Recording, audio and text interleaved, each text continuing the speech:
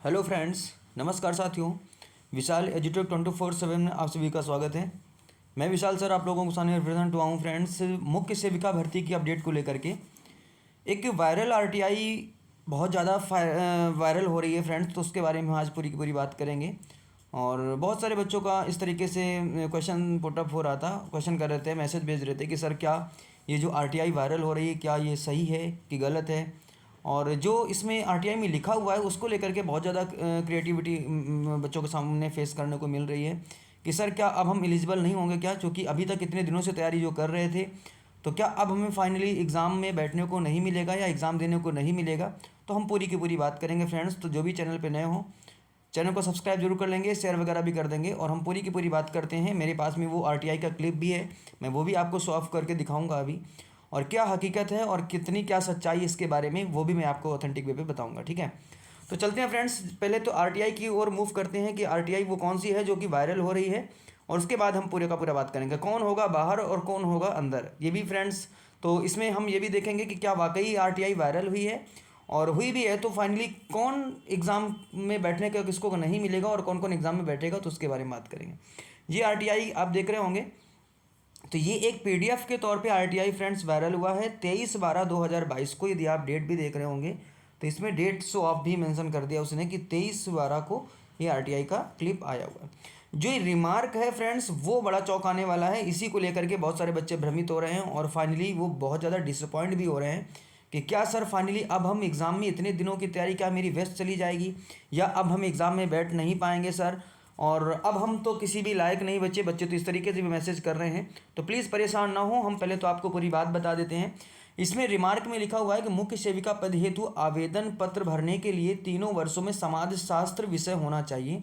इस तरीके का रिमार्क इन्होंने दे करके इस आरटीआई को वायरल किया हुआ है। तो पहली बात तो फ्रेंड्स ऐसा कि जैसा कि अब जब एग्ज़ाम यानी कि आपके फॉर्म फिलअप करवाए गए थे तो उसमें ऐसा कुछ भी मेंशन नहीं था, और ये आरटीआई अब आई है तो इसके बारे में कोई ऑफिशियली डाटा तो अभी अपने पास में है नहीं, और ना ही कोई officially data UP triple S आयोग की तरफ से कोई जारी हुआ है।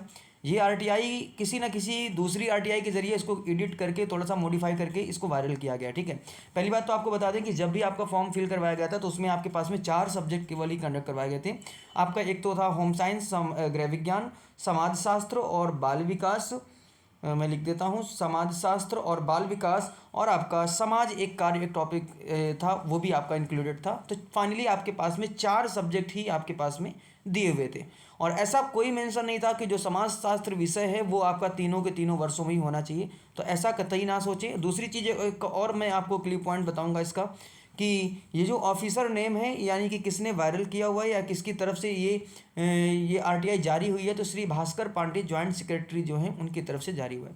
अच्छा, दूसरी चीज़ एक और फ्रेंड्स आपको मैं बताऊं कि ये आरटीआई जारी तो हो गया है, लेकिन इसके थोड़ा सा रीज़न यदि लॉजिकली हम सोचे भी तो ये जो हम यूपी ट्रिपल एस आयोग जो एग्ज़ाम करा रहा है, तो ये आरटीआई जारी करने का या कोई भी अपडेशन देने का जो कार्य होता है वो या तो अपना यूपी ट्रिपल एस आयोग कर सकता है या तो पुष्टा आहार आयोग कर सकता है। लेकिन जो ये नोटिस आ रही है अपने पास में, ये आ रही जॉइंट सेक्रेटरी यानी कि सीएम ऑफिस के ऑफिस से आ रही है। ठीक है, तो ऐसा आप यूपी ट्रिपल एस की ऑफिशियल वेबसाइट पे जा करके विजिट करेंगे, वहाँ ऐसा कुछ भी नहीं दिया हुआ है। ठीक है, तो जो भी कैंडिडेट इस तरीक़ों की समस्या को लेकर के थोड़ा सा परेशान हो रहे हैं तो प्लीज़ मैं उनको बता दूं कि ऐसा कुछ भी नहीं है।